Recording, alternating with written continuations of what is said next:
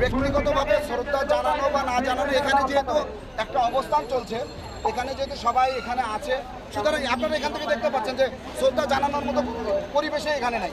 তো এর পরেও যদি কেউ হটকারী হামলার সাথে স্পাইসি করবার জন্য বা স্পাইকারি করবার জন্য অথবা অন্য কোনো অসৎ উদ্দেশ্যে এখানে আসে, তো সংগত কারণে ছাত্র জনতা তো পরিবেশ ভালো রাখবার জন্য একটা ব্যবস্থা করবে।